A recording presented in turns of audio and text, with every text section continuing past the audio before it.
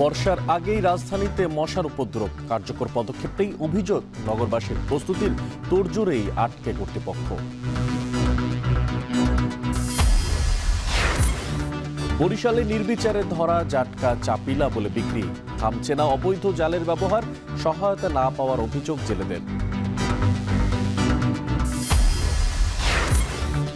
আমিরাতে বাংলাদেশি ফল ও সবজির ব্যাপক চাহিদা, প্যাকেজিংয়ের মান উন্নয়নের পাশাপাশি কার্গো ফ্লাইট বাড়ানোর দাবি প্রবাসীদের।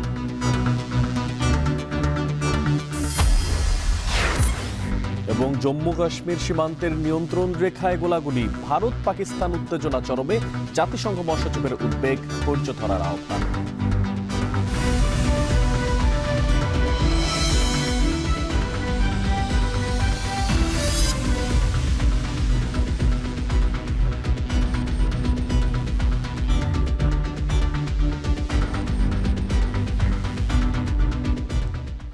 স্বাগত জানাচ্ছি এখন বাণিজ্যে। পুরো আয়োজনে আপনাদের সঙ্গে আছি আমি মশিউর অনেক। রাজধানীতে বর্ষা আসার আগেই বেড়েছে মশার উপদ্রব, ফলে বাড়ছে ডেঙ্গুর সংখ্যাও। নগরবাসীর অভিযোগ, কার্যকর পদক্ষেপ না থাকায় এমন পরিস্থিতির মুখে পড়ছেন তারা। তবে সিটি কর্পোরেশন বলছে এরই মধ্যে বিভিন্ন পরিকল্পনা গ্রহণ করা হয়েছে। বিস্তারিত জানাচ্ছেন মেহেরিন আনি।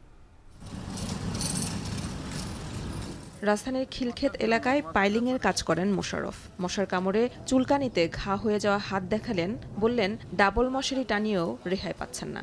এমনের পরিস্থিতি মৌমাছি চাকের মতো হয়ে আসে, মানে একদণ্ড দাঁড়ায় থাকবেন তাতে কোনো ক্ষমতা নেই আমনের। ঢাকার উত্তর এবং দক্ষিণের বিভিন্ন জায়গায় খাল রাস্তা সহ নানা সংস্কারের কাজ চলছে, ফলে এসব জায়গায় পানি জমে বেড়েছে মশার উপদ্রব। জনপ্রতিনিধি শূন্য সিটি কর্পোরেশনের মশক নিধনে কার্যকরী পদক্ষেপ না থাকার অভিযোগ নগরবাসীর। 15 দিন 1 মাস পরে পরে জ্বর আসে, মানে এই কারণে একটু ভয় বেশি। এখন তো বর্তমানে জনপ্রতিনিধি নাই, এখন এটা আমরা বলার মতো কাকে পাবো। প্রচণ্ড মশা, কোনো কাজকাম করা যায় না, বা মশার যন্ত্রণায় ঘরে পর্যন্ত ঘুমানোর কোনো উপায় নাই। দুধ দিতে আসছি, গাছ গোস দিয়ে ডুমা দিতে আসছি, কাঠ করে পড়তে আসছি, আবার কয়েল 2-3টা করে ধরাই। যদিও এই মশার বেশিরভাগই কিউলেক্স মশা, কিন্তু বৈশাখের হঠাৎ বৃষ্টি চোখ রাঙাচ্ছে ডেঙ্গু প্রকোপের। সাধারণত জুন থেকে ডেঙ্গু মৌসুম ধরা হলেও গত 2-1 বছরে কোনো নিয়ম মানছে না ডেঙ্গু। চলতি বছর এপ্রিল পর্যন্ত ডেঙ্গুতে আক্রান্ত ছাড়িয়েছে 2000 এবং মৃতের সংখ্যা 20 ছুঁই, যা বিগত যে কোনো বছরের এই সময়ে আগে কখনো দেখা যায়নি। ঢাকা উত্তর সিটি কর্পোরেশনের প্রশাসক জানালেন, মশক নিধনে দ্রুতই ম্যাসিভ ক্যাম্পেইন শুরুর কথা। মশা নিয়ন্ত্রণে এবার উত্তরে কাজ করবে সেনাবাহিনী। পুরো কার্যক্রমই বাজেট নির্ভরতা থেকে বের হয়ে আসবে। আমরা এমার্জেন্সি কিছু ট্র্যাপ বসানোর চেষ্টা করছি। আগের যে ওষুধ কেনা হয়েছে সেটা কতটুকু রাইট, সেটা আমরা জনগণকে দিয়ে টেস্ট করাতে চাই। যে ওষুধগুলো ছিটানো হচ্ছে সেটা যেন পারফেক্টলি ছিটানো হয়, এবং এখানে যেন কোনো ধরনের গাফলতি না থাকে, সেজন্য আমরা আমাদের আগে যাদের সাথে চুক্তি ছিল সেটা বাদ দিয়ে আমরা এখন সেনাবাহিনীর সাথে নতুন চুক্তিতে আবদ্ধ হচ্ছি। আচ্ছা, বিটিএর মেডিসিন আমাদের। অন্যদিকে দক্ষিণ সিটি প্রতিটি ওয়ার্ড পর্যায়ে সপ্তাহব্যাপী কর্মশালা আয়োজন সহ চালাবে চিরুনি অভিযান। আমাদের 1050 জন স্টাফ আছে ফিল্ড লেভেলে, সেই স্টাফদেরকে দিয়ে আমরা 75টা ওয়ার্ডে কার্যক্রম করে। খুব বেশি পেশেন্ট হয় কোনো এলাকায়, সেই এলাকায় লাল চিহ্নিত করে ওই এলাকাটা চিরুনি অভিযান করা হবে। আর পরিষ্কার পরিচ্ছন্নতার উপরে আবার অনেক বেশি জোর দেওয়া হচ্ছে। এইটা হচ্ছে আমাদের অনেক এক্সটেন্সিভ কাজ হচ্ছে, যেটা আমরা কনজারভেন্সির সাথে করতেছি। ব্রুটো ইন্ডেক্স অনুযায়ী যে কোনো বছরের তুলনায় এবছর এডিস মশার ঘনত্ব বেশি, যা এরই মধ্যে বিপজ্জনক সূচকে পৌঁছে গেছে। কীটতত্ত্ববিদরা বলছেন, বর্ষার সময়কাল দীর্ঘ হলে এবছর ঢাকা এবং ঢাকার বাইরে ডেঙ্গু পরিস্থিতি ভয়াবহ আকার ধারণ করতে পারে। এডিস মশার ঘনত্ব নিয়ে যে কাজটি করি, গবেষণাটি করি, সেখানে আমরা গবেষণা দেখছি ঢাকা উত্তর এবং দক্ষিণ সিটি কর্পোরেশনের সঙ্গে সঙ্গে বাংলাদেশের বেশ কয়েকটি জেলায় আমরা এডিস মশার ঘনত্ব বেশি পাচ্ছি, এবং আমি নিশ্চিত করতে বলতে পারি এই জেলাগুলোতে ডেঙ্গু বাড়বে। এখনই যদি আমরা এডিস মশার প্রজনন নিয়ন্ত্রণ, এডিস মশার ব্রিডিং সোর্স ম্যানেজমেন্ট এবং ডেঙ্গু রোগী ম্যানেজমেন্ট সঠিকভাবে শুরু করতে না পারি, তাহলে এবছর পরিস্থিতি খারাপ হওয়ার কিন্তু ঝুঁকি আছে। মশার বিস্তার রোধে পরিষ্কার পরিচ্ছন্নতায় জনসম্পৃক্ততা বাড়ানোর উপর জোর দিচ্ছেন জনস্বাস্থ্যবিদরা। আক্রান্ত হলেও মৃত্যুর হার কমানোর দিকে বিশেষ নজর দেওয়ার পরামর্শ তাদের। মশা উৎপাদন বন্ধ করবার জন্য একটা কাজ, একটা হচ্ছে চিকিৎসা ব্যবস্থার বিকেন্দ্রীকরণ। গতানুগতিক কাজ করলে মশা উৎপাদন কমবে না। এই দুটো কাজ মিলিয়ে যদি করা হয়, তাহলে আমরা এই বছরে অন্তত মানে রোগীর সংখ্যা না কমলেও মৃত্যুর সংখ্যা কিন্তু অনেক কমানো যায়। আর 1 মাস পরই ডেঙ্গুর ভরা মৌসুম, অথচ এখনও প্রস্তুতির তোড়জোড়েই আটকে আছে কর্তৃপক্ষ। ইতিমধ্যে আসছে ডেঙ্গু মৌসুমের ভয়াবহতার আঁচ দিচ্ছেন কীটতত্ত্ববিদরা। সিটি কর্পোরেশনও জানালেন সর্বোচ্চ গুরুত্ব দিয়ে মশা দমন করবেন তারা। তবে নাগরিকদের ভয় কাটছে না। দেশের পরিবর্তিত পরিস্থিতিতে অভিভাবক শূন্য সিটি কর্পোরেশনের কাজের ধারাবাহিকতায় ভাটা পড়েছে। মেয়র কাউন্সিলরের অনুপস্থিতিতে বাকিরা কতটুকু সক্রিয় হবেন তা নিয়ে শঙ্কায় নগরবাসী। মেহেদিন অ্যানি, এখন ঢাকা। রাজধানীর ধানমন্ডি এলাকায় 700-র বেশি কর্মী নিয়ে মশক নিধন ও পরিচ্ছন্নতা কার্যক্রম পরিচালনা করছে ঢাকা দক্ষিণ সিটি কর্পোরেশন। সকালে ধানমন্ডি লেক ও তার আশেপাশের এলাকায় এই কার্যক্রম চালানো হয়। এ সময় স্থানীয় সরকার মন্ত্রণালয়ের সচিব জানান দক্ষিণ সিটির 10 জনে নিয়মিত বিশেষ অভিযান চালানো হবে। তবে পরিবেশের ক্ষতি হয় এমন কোনো উদ্যোগ নেওয়া হবে না বলে জানান তিনি। ধানমন্ডি এলাকার পয়ঃনিষ্কাশন ব্যবস্থা ঢেলে সাজার কথাও জানান তিনি। এ সময় দক্ষিণ সিটির প্রশাসক বলেন, বর্ষাকে সামনে রেখে এখন থেকেই অভিযান পরিচালনা করা হচ্ছে। এবার মশক নিধন অভিযানে দক্ষিণ সিটির ভবনগুলো আওতায় আসবে। এর আগে ধানমন্ডি লেকের আশেপাশে একটি সচেতনমূলক র্যালি হয়।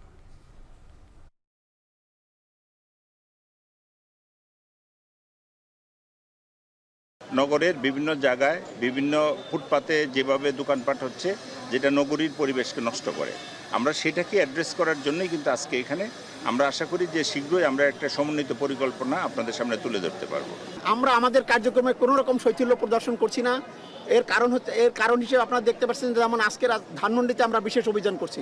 এরকম ঢাকা সিটির আমাদের দক্ষিণ সিটির আওতায় 10টি জোন আছে। 10টি জোনে আমরা 10টা বিশেষ কার্যক্রম নিব এবং আমাদের যে নিয়মিত কার্যক্রম সেটাও অব্যাহত থাকবে। বৈশাখে ফুলে ফুলে ছেয়ে আছে গোটা রাজধানী। কাঠফাটা রোদে ক্লান্ত প্রত্যেককে প্রশান্তির পরশ দিচ্ছে গ্রীষ্মের পুষ্পরাজি। সোনালুর সোনাঝরা রঙে যেন হারিয়ে যায় মন।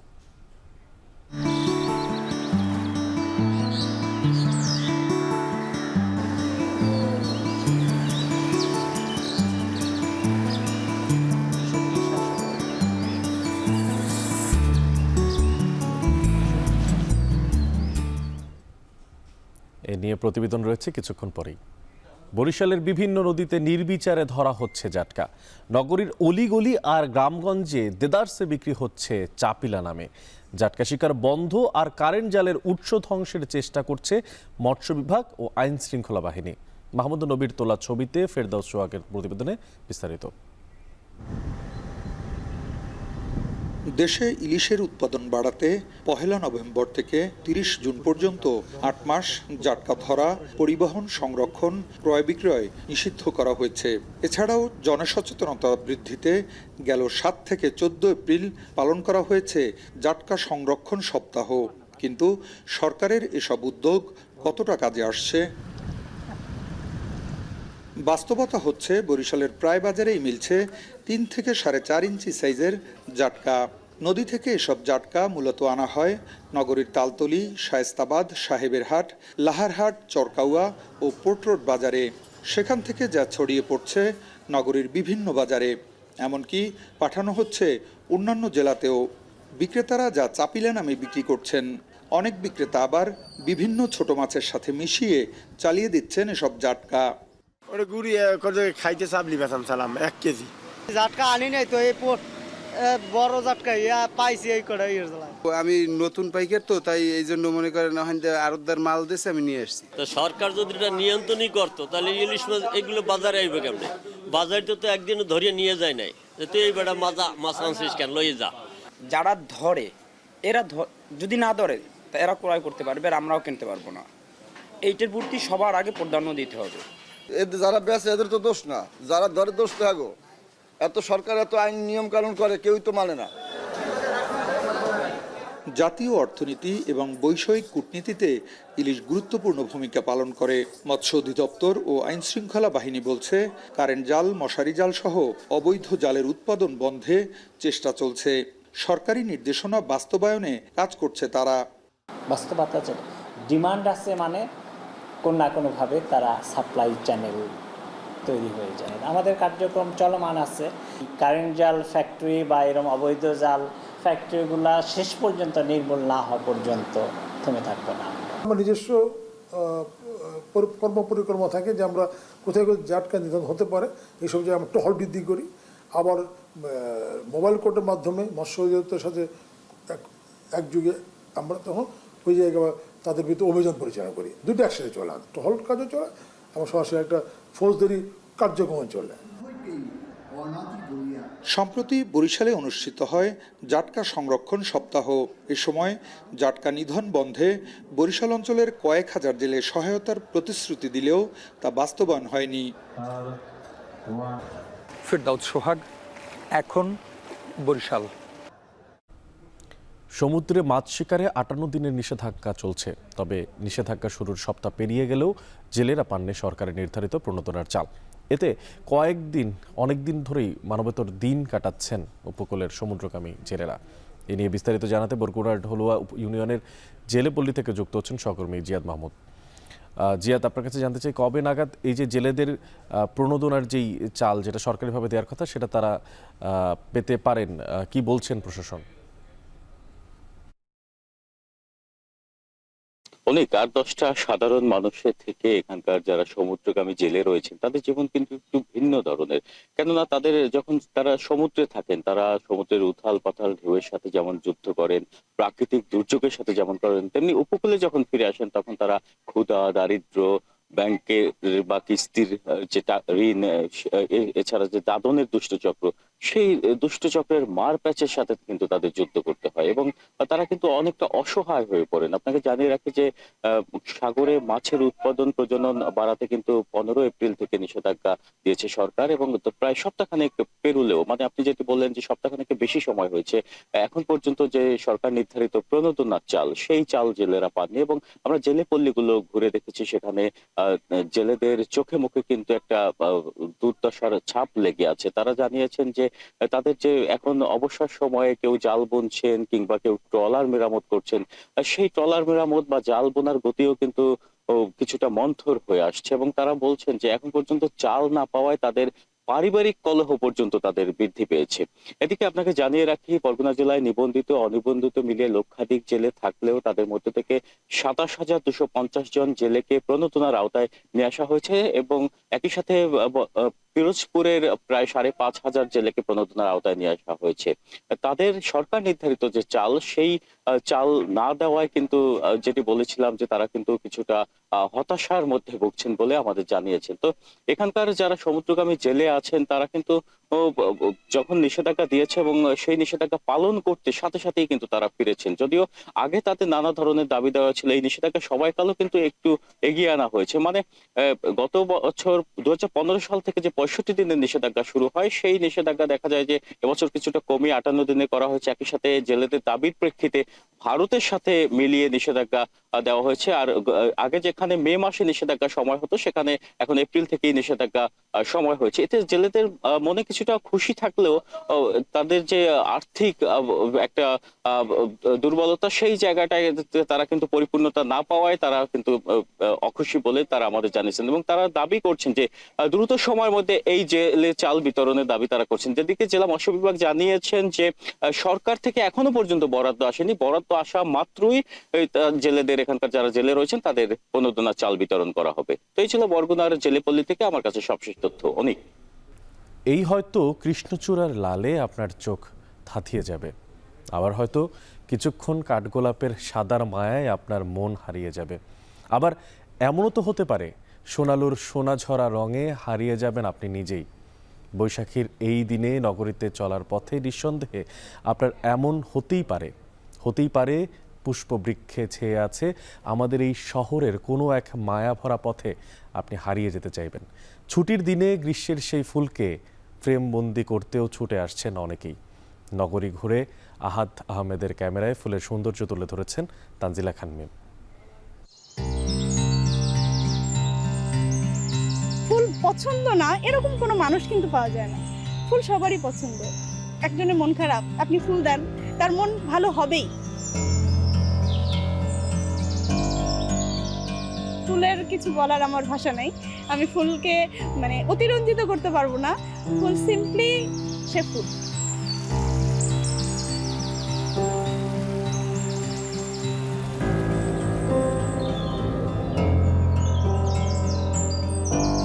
ফুলের উপমা কেবলই ফুল।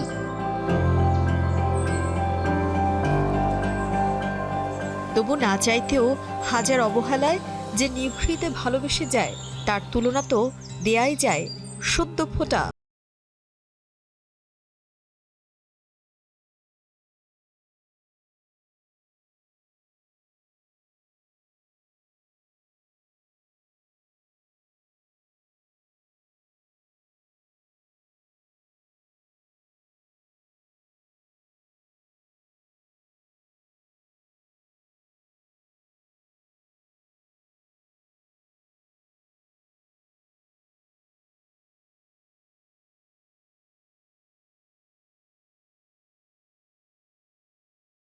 ফুলের সমারোহে।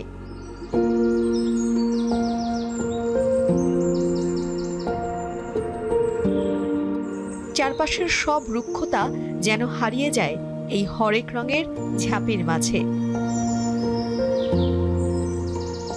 সোনাঝরা সোনালু যখন হলদে আভায় মিলিয়ে দেয় চারিপাশ, কুর্চি তখন মুচকি হেসে স্নিগ্ধ করে দেয় পরিবেশ। তাই তো কবি লিখেছিলেন, কুর্চি তোমার লাগি পদ্মেরে ভুলেছে অন্য মনা, যে ভ্রমর শুনি নাকি তারে কবি করেছে ভর্ৎসনা।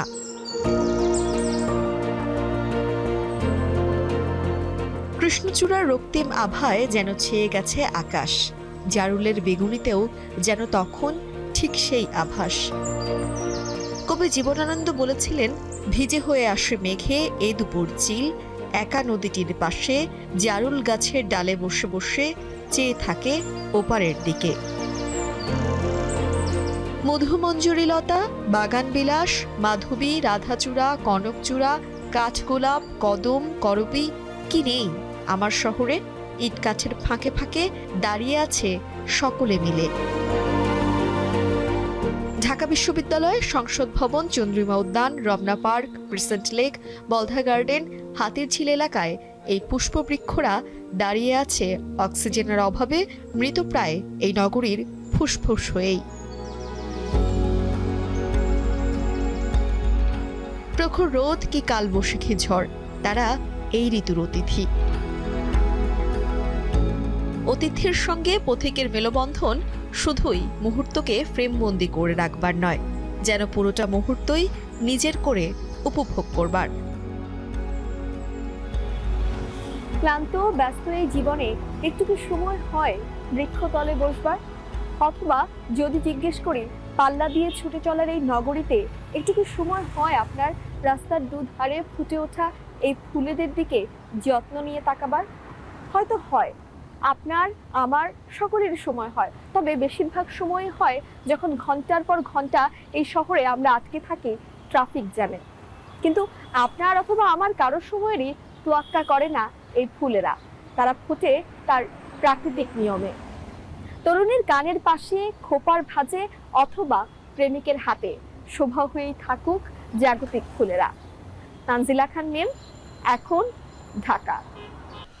সংযুক্ত আরব আমিরাতের খুচরা ও পাইকারি ব্যবসা প্রতিষ্ঠান গড়ে তোলা ছাড়াও ফলমূল ও শাকসবজি আমদানি রপ্তানি বাণিজ্যেও বড় অবদান রাখছেন প্রবাসী বাংলাদেশিরা। তবে ফ্লাইট স্বল্পতা আর সাথে পণ্য পরিবহনের খরচ বাড়ায় আয় কমেছে বলে অভিযোগ করছেন ব্যবসায়ীরা। এই অবস্থায় ঢাকা ও চট্টগ্রাম থেকে সপ্তাহে অন্তত করে 2টো কার্গো ফ্লাইট চালুর দাবি জানিয়ে যাচ্ছেন তারা। সংযুক্ত আরব আমিরাত থেকে কামরুল হাসান জনির প্রতিবেদনে বিস্তারিত। সংযুক্ত আরব আমিরাতের ফল ও সবজি বাজারে দিন দিন হিস্সা বাড়ছে প্রবাসী বাংলাদেশিদের। দুবাইয়ের আল আউইর মার্কেটেই পাইকারি ও খুচরা মিলিয়ে প্রায় 1000 খানেক দোকান গড়ে তুলেছেন তারা।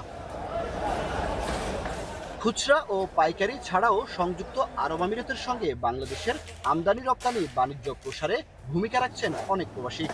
অধিকাংশ স্টলই আমাদের বাংলাদেশের ব্যবসা করতেছে এখানে। আমাদের বাংলাদেশে এখন খুব ব্যবসা বাণিজ্য খুব ভালো, আলহামদুলিল্লাহ আমরা ভালো আছি এখানে। কচু, কচুরলতি, পটল, কাঁকরোল, করলা, বরবটি সহ নানা পদের শাকসবজি সংযুক্ত আরব আমিরাতের বাজারে নিয়ে আসছেন বাংলাদেশ থেকে।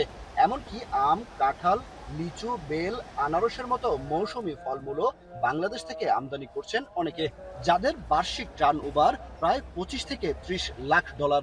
মৌসুমে মনে করেন সব সামান কিছু চাহিদা আছে। কাঁকরোল, আপনার পটল, লতি, পানি কচু, এখানে প্রচুর চাহিদা। পরিসংখ্যান তথ্য বলছে চলতি অর্থ বছরের ফেব্রুয়ারি পর্যন্ত বাংলাদেশ থেকে 62 লাখ ডলারের বেশি মূল্যের শাকসবজি আমদানি হয়েছে আরব আমিরাতে। ফলমূল $70,000। বিগত অর্থ বছরের জুলাই থেকে ফেব্রুয়ারির তুলনায় শাকসবজি আমদানি অর্ধেকে নেমে এসেছে। তবে বাংলাদেশ থেকে ফলমূল আমদানি কিছুটা বেড়েছে। আগামী মে মাস থেকে মৌসুমি ফল ও সবজি আমদানি বাড়ার প্রত্যাশা ব্যবসায়ীদের।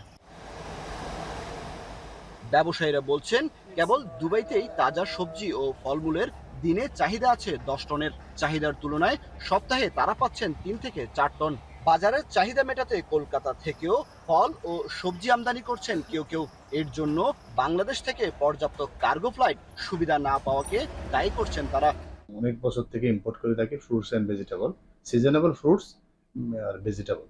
কিন্তু বিগত 2 বছর থেকে আমাদের একটু প্রবলেম হচ্ছে, আমাদের ইম্পোর্ট আমাদের যতগুলো দরকার ততগুলো আমরা ইম্পোর্ট করতে পারছি না। কারণ আমাদের বাংলাদেশের গভর্নমেন্টের এয়ারলাইন্স অনলি ফর বাংলাদেশ বিমানে আমরা স্পেস পাচ্ছি সপ্তাহে হয়তো 2 দিন 3 দিন 3 টন 4 টন স্পেস দিয়ে কিছু হচ্ছে না। দেশ থেকে আমদানি করা এসব পণ্যের ক্রেতাও বেশিরভাগ বাংলাদেশি। প্রতিযোগিতার বাজারে টিকে থাকা, দেশীয় পণ্যের আরো চাহিদা বাড়াতে এবং বিদেশি ক্রেতা ধরতে পণ্য পরিবহনের খরচ কমানোর প্রয়োজন বলেও মনে করছেন এই খাতের ব্যবসায়ীরা। আমাদের প্রোডাক্টগুলো আমরা এখন বাইরে নিয়ে আসি, আমাদের অনেক কস্ট বেশি পড়ে, সেজন্য আমরা অন্য দেশের সাথে আমরা কম্পিটিশন করে দাঁড়াতে পারতেছি না। সেজন্য আমরা আশা করবো সরকার যদি আমাদের এদিকে একটু নজর দেয়, এই যে শাকসবজি, ফলমূল, যে কোনো বিষয়, যে কোনো ফুড আইটেম আমরা বাল্ক কোয়ান্টিটি বা কার্গো করি বা আমাদের প্রাইসটা যদি একটু কমিউনিটি করে, যে কম করে দেয়, আমরা অনেক বেশি করে মাল নিয়ে আসতে পারবো, বৈদেশিক মুদ্রা এখান থেকে আমরা পাঠাতে পারবো দেশে। তবে বাজার সংশ্লিষ্টরা বলছেন দেশীয় ফল ও সবজির মতো পণ্যের আউটপুট প্যাকেজিং এর মান অনুন্নত। এটি বিশ্বমানের করার উপর জোর দেওয়ার তাগিদ দিচ্ছেন তারা। পাশাপাশি বাংলাদেশের রপ্তানি আয় বাড়াতে ঢাকা ও চট্টগ্রাম থেকে সপ্তাহে অন্তত 2 বার সরাসরি কার্গো ফ্লাইট পরিচালনার দাবি ব্যবসায়ীদের। কামরুল হাসান জনি, এখন সংযুক্ত আরব আমিরাত। চলতি বছরের শীত মৌসুমে সবজির দর নিয়ে ক্রেতাদের মধ্যে ছিল স্বস্তি, যদিও এখন বাজারে কিছুটা বাড়তে শুরু করেছে বেশিরভাগ সবজির দর। তালিকায় যুক্ত হয়েছে পেঁয়াজ আর ডিম। বিস্তারিত জানাতে রাজধানীর মোহাম্মদপুর টাউন হল বাজার থেকে যুক্ত হচ্ছেন সহকর্মী দেলোয়ার দোলন। দোলন, আপনার কাছে জানতে চাই যে পেঁয়াজের দাম বাড়ার পেছনের কারণ কি বলছেন ব্যবসায়ীরা, আর কত টাকায় বিক্রি হচ্ছে ডিম, জানতে চাই আপনার মাধ্যমে। অনেক যারা ক্রেতা রয়েছেন তারা বলছেন এখন পেঁয়াজ এবং অন্যান্য সবজির ক্ষেত্রেও যে একদম সিজন শেষ হয়ে গেছে এমনটা কিন্তু নয়। ফলে বাজারে এই সময় এসে সবজির এমন উচ্চ মূল্য কিংবা পেঁয়াজের এমন দাম বৃদ্ধির কারণকে তারা অযৌক্তিক বলছেন। আমরা যদি জানাই, এই বাজারে টাউন হল বাজার আমরা দেখছি 60 থেকে 70 টাকা দরে পেঁয়াজ বিক্রি হচ্ছে। অন্যদিকে সবজির বাজার সবচেয়ে বেশি অস্বস্তি আমরা দেখেছি। বিশেষ করে এখানে এসে দেখছি যে প্রতিটি লাউ বিক্রি হচ্ছে 100 টাকা দরে, টমেটো বিক্রি হচ্ছে 60 থেকে 70 টাকা। এছাড়াও অন্যান্য সবজির কথা যদি বলি, করলা 100 টাকা কেজিতে বিক্রি হচ্ছে। সবচেয়ে যদি বলি টাউন হল বাজারে পেঁপে বিক্রি হচ্ছে 80 টাকা কেজিতে। সব মিলিয়ে বলা যায় যে সবজির বাজারে এখানে অনেকটাই অস্বস্তি কিংবা ক্রেতা সাধারণের অভিযোগ কিন্তু বাড়ছে। তারা বলছিলেন কিছুদিন আগেও কিংবা রমজান সময় কিংবা রমজানের পরবর্তী সময়ে যেখানে সবজি বাজার নিয়ে মানুষের ক্রেতাদের স্বস্তি ছিল, কম দামে পাওয়া যেত, সেখানে এতটা হুট করে এত বেশি দাম বৃদ্ধিকে অযৌক্তিক হিসেবে তারা বলছেন। অন্যদিকে আমরা দেখেছি যে আলু অনেকটা আগের দামে বিক্রি হচ্ছে, রসুনের দাম কিছুটা বেড়েছে। এছাড়াও আমরা দেখছি যে গরুর মাংস কিংবা অন্যান্য বিষয় যদি বলি, সেগুলোর ক্ষেত্রেও অনেকটা স্থিতিশীল রয়েছে। তবে সবজি নিয়ে সবচেয়ে বেশি বিস্তর অভিযোগ ক্রেতাদের মধ্যে। আমরা কিছু সময় আগে এখানে ভোক্তা অধিকার সংরক্ষণ অধিদপ্তরের যে অভিযান, নিয়মিত অভিযান, সেটা আমরা দেখেছি। তখন আমরা দেখেছি মূলত যেই সবজিগুলো বেশি দামে বিক্রি করা হচ্ছিল কিংবা যেই দোকানগুলোতে 100 টাকার কম দামের সবজি মিলছিল না, সেই দোকানগুলোতে অভিযান পরবর্তীতে কিছুটা কম দামে বিক্রি করছেন ক্রেতারা। এখন আবার তারা ঠিক চলে গেছেন, এখন আবার আগের দামে বিক্রি করতে আমরা দেখছি। এক্ষেত্রে সিন্ডিকেট কিংবা তারা বলছিলেন যে আসলে ভোক্তা অধিকার সংগঠন কিংবা সংশ্লিষ্টদের নজরদারির অভাবকে দায়ী করছেন। আরেকটি বিষয় জানিয়ে রাখি, এই বাজারকে ঘিরে সরাসরি কৃষকদের থেকে পণ্য কিনে বিক্রি করেন একদল রয়েছেন, যারা মূলত এইসব দাবি করে বিক্রি করছেন। তাদের থেকে উচ্চ মূল্যে কোনো দেখা যায় যে বাজার দর থেকে 3 থেকে 4 গুণ বেশি দামে বিক্রি করছে। বিশেষ করে একটি বেল বিক্রি করতে আমরা দেখেছি এখানে 800 টাকা কেজিতে, 1 কেজি 1 ডজন ডিম বিক্রি করছে 350 টাকায়। তো অনেক এই ছিল আমার কাছে থাকা টাউন হল বাজার থেকে থাকা বাজার দর নিয়ে সবশেষ তথ্য। সাপ্তাহিক ছুটির দিনে সিলেটে চড়া সবজির বাজার 5 টাকা থেকে 20 টাকা পর্যন্ত বেড়ে বিক্রি হচ্ছে বেশিরভাগ সবজি। এ নিয়ে বিস্তারিত জানাতে সিলেটের রেখাবি বাজার থেকে যুক্ত হচ্ছেন সহকর্মী সন্দীপন শুভ। শুভ, আপনার মাধ্যমে জানতে চাই যে বাজারে সবজির সরবরাহ কেমন দেখতে পাচ্ছেন, আর বর্তমানে কোন সবজি কত দামে বিক্রি হচ্ছে জানাবেন।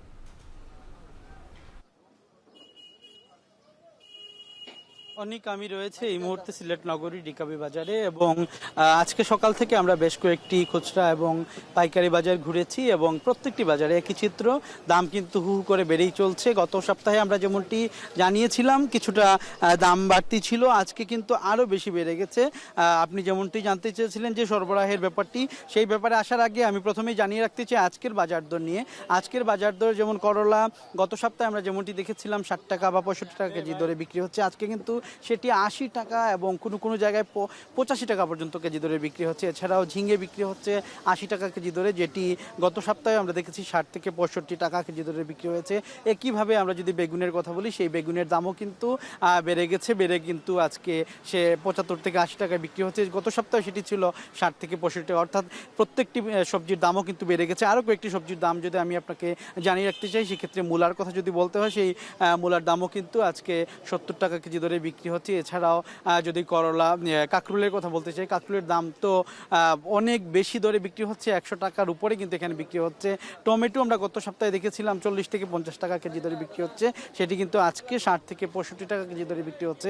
পটল কীভাবে 70 টাকা কেজি দরে বিক্রি হচ্ছে, ঢেঁড়স বিক্রি হচ্ছে 70 থেকে 75 টাকা কেজি দরে।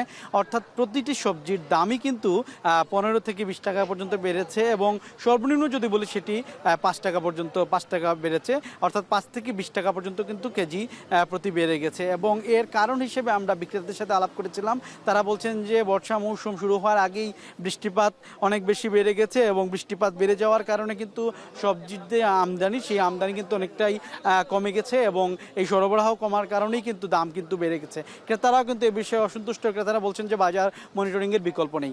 এই ছিল সিলেটের সবজি বাজার থেকে আমার কাছে সর্বশেষ। 2022-23 অর্থ বছরে নির্মিত এক পার্কের প্রায় বছর খানেকের মধ্যেই পরিণত হয়েছে ধ্বংসস্তূপে। বলছিলাম বরগুনার গোলবুনিয়া পার্কের কথা। অপরিকল্পিত ও অনিয়মের কারণে এমন অবস্থা হয়েছে বলে অভিযোগ করছেন স্থানীয়রা। তবে 30 লাখ টাকা ব্যয়ে নির্মিত এই পার্ক প্রাকৃতিক দুর্যোগের শিকার বলে দাবি কর্তৃপক্ষের। এ অবস্থায় তদন্ত করে ব্যবস্থা নেওয়ার কথা বলছে জেলা প্রশাসন। জিয়াদ মাহমুদ জানাবেন বাকিটা। দেখে মনে হতে পারে বিধ্বস্ত কোনো নগরীর ধ্বংসস্তূপে খেলা করছে শিশুরা। তবে এ চিত্র মাত্র 1 বছর আগে নির্মিত বরগুনার গোলবুনিয়া পার্কের। পায়রার নৈসর্গিক সৌন্দর্য দেখতে প্রতিদিনই এখানে ভিড় করেন ভ্রমণ পিপাসুরা। তবে পার্কের এই দশার কারণে ভুগতে হয় তাদের। সুব্যবস্থা না থাকায় অনেকেরই বসতে হয় মাটিতে। আমরা এখানে একটু ঘুরতে এসেছিলাম, তার পাশে একটা পার্ক ছিল, সেখানে একটু ঘুরবো যে একটু বসবো, তা কিছু করার নেই। বাচ্চা কাচ্চা নিয়ে আসলে এখানে আসলে সমস্যার সম্মুখীন হতে হয়। কোথাও বসার জায়গা নাই, ছিল কিছুদিন, তাও নষ্ট হয়ে গেছে। এখন ওই হাঁটাহাঁটির উপরেই থাকতে হয়। পরিবার নিয়ে আসার মতন একটি স্থান, কিন্তু এখানের পরিবেশ বা ভাঙাচোরার জন্য বাচ্চাদের খেলার জায়গা নাই, ফ্যামিলি নিয়ে বসার মতন জায়গা নাই। 2022-23 অর্থ বছরে 30 লাখ টাকা ব্যয়ে এই পার্কটি নির্মাণ করে জেলা পরিষদ। কিন্তু কোনো নিয়মের তোয়াক্কা না করেই ঠিকাদারি প্রতিষ্ঠান মানহীন কাজ করেছে বলে অভিযোগ স্থানীয়দের। যেই পরিমাণ বাজেট সেই পরিমাণ কাজ মানসম্মত কাজ হয় না। সবকিছু জেনে শুনে তারপর একটা অবকাঠামো করা উচিত, না হলে শুধু টাকা নষ্ট। এই কাজ শেষ করতে না করতে যদি সেগুলো ধুয়ে মুছে যায় কিংবা কোনো চিহ্নই না থাকে, তাহলে তো অবশ্যই এখানে বুঝতে হবে যে এখানে যারা ইমপ্লিমেন্ট করেছে, যারা মনিটরিংয়ে ছিলেন, তারা সঠিকভাবে এটা করেননি। তৎকালীন জেলা পরিষদ চেয়ারম্যান মোহাম্মদ জাহাঙ্গীর কবিরের নির্দেশনায় কাজটির তদারকি করেন জেলা পরিষদের সহকারী প্রকৌশলী। তার দাবি, অনিয়ম নয়, প্রাকৃতিক দুর্যোগের কারণে ক্ষতিগ্রস্ত হয়েছে গোলবুনিয়া পার্ক। ব্লকগুলো কিন্তু আস্তে আস্তে ডাউন হয়ে সরে যাচ্ছে, দ্যাট মিন্স ওই জায়গা থেকে স্কাউরিং হয়ে মাটি এবং বালি সরে যাচ্ছে। তা ওই জায়গায় স্ট্রাকচার টিকে রাখা অনেক কঠিন। এটা অপচয় না? এটা এখন চেয়ারম্যান স্যারকে আমাদের বলা হয়েছে, কিন্তু তারা পলিটিক্যাল পারসন, তাদের ডিসিশনের মধ্যে আমাদের কাজ করা হয়। এমন অবস্থায় তদন্ত করে ব্যবস্থা নেয়ার পাশাপাশি জেলার পর্যটন ঘিরে নানা উদ্যোগের কথা জানান জেলা প্রশাসক।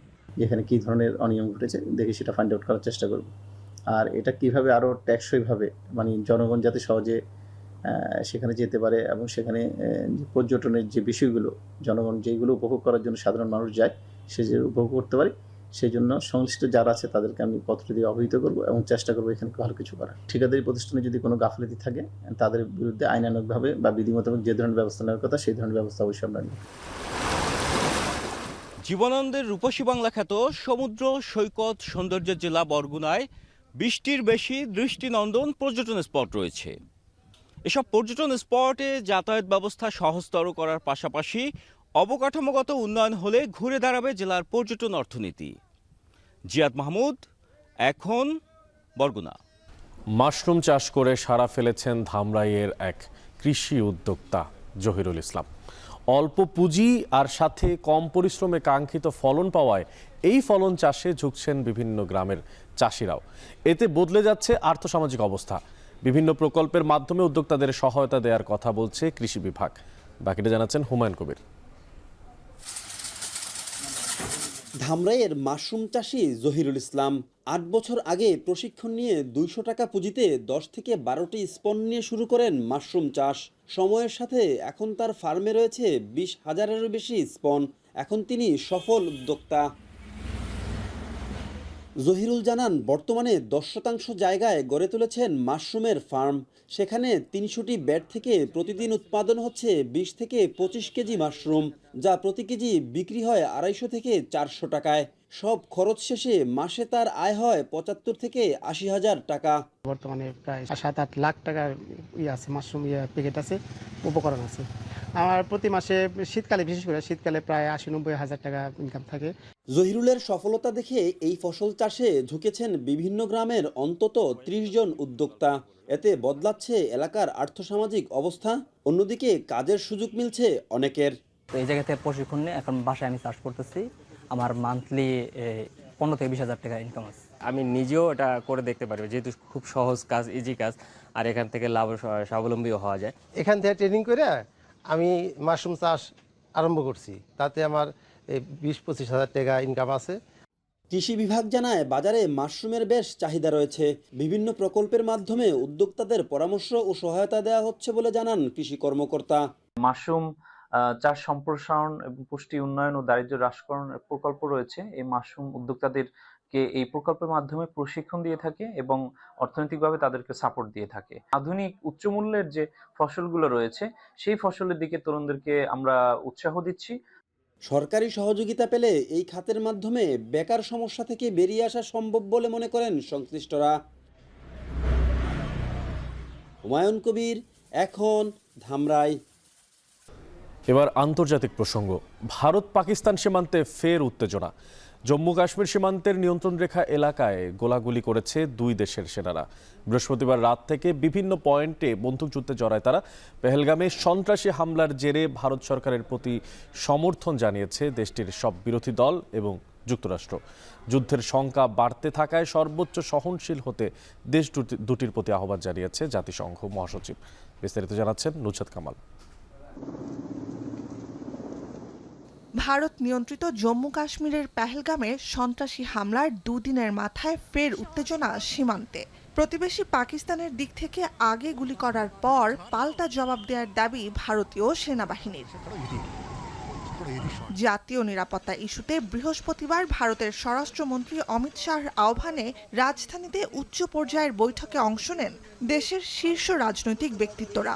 সম্প্রতি বিতর্কিত ওয়াকফ আইনকে ঘিরে তোপের মুখে থাকা বিজেপি সরকারকে সন্ত্রাসী হামলার প্রতিক্রিয়ায় যে কোনো ব্যবস্থা গ্রহণে সর্বসম্মত সমর্থন জানায় সংখ্যালঘু মুসলিম সহ দেশের সব বিরোধী দল। কাশ্মীর ইস্যুতে সাম্প্রতিক উত্তেজনা উদ্বেগ ছড়িয়েছে বিশ্ব রাজনীতিতেও।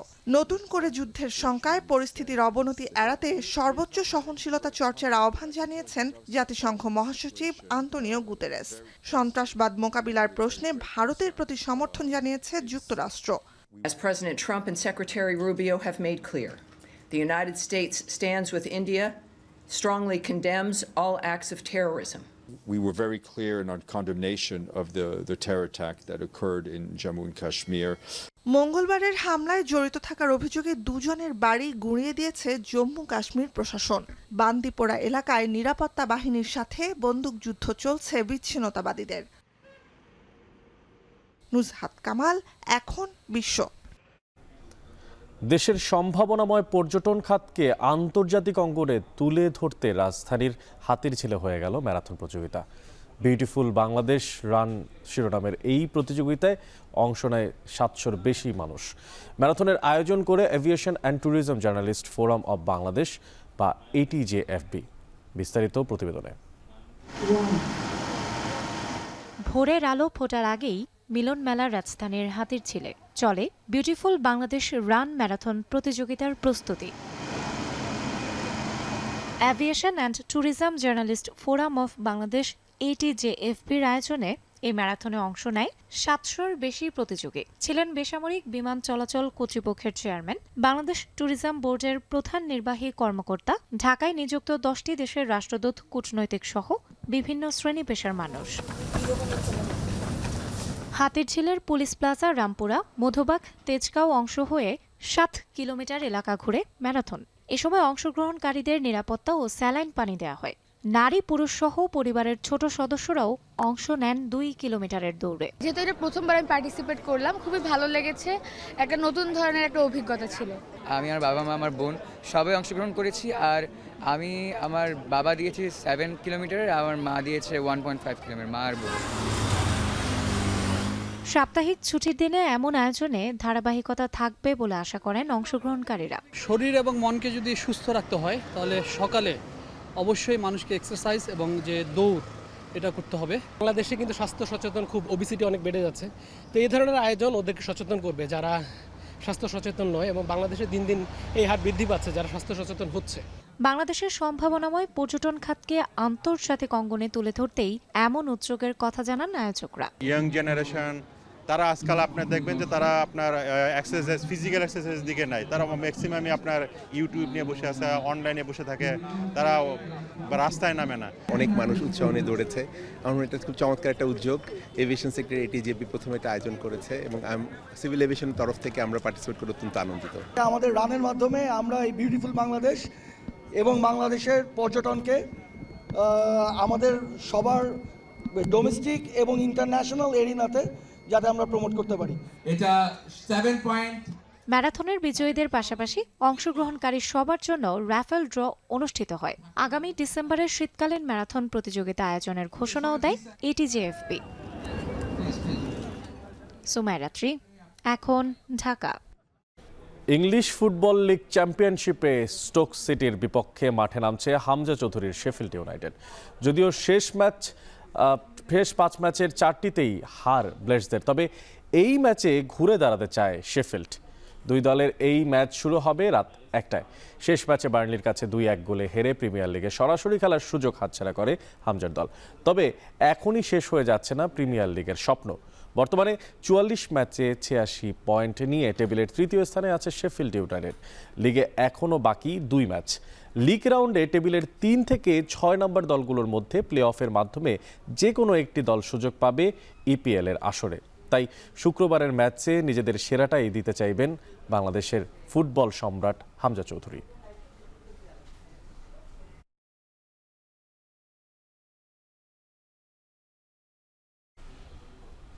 এখন বাণিজ্য শেষ করার আগে শিরোনামগুলো জানিয়ে দিব আরও একবার। বর্ষার আগেই রাজধানীতে মশার উপদ্রব, কার্যকর পদক্ষেপ নেই অভিযোগ নগরবাসীর, প্রস্তুতির তোড়জোড়েই আটকে কর্তৃপক্ষ।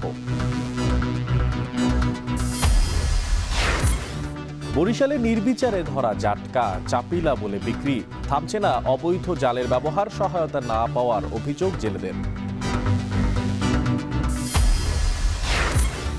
আমিরাতে বাংলাদেশি ফল ও সবজির ব্যাপক চাহিদা, প্যাকেজিং এর মান উন্নয়নের পাশাপাশি কার্গো ফ্লাইট বাড়ানোর দাবি প্রবাসীদের।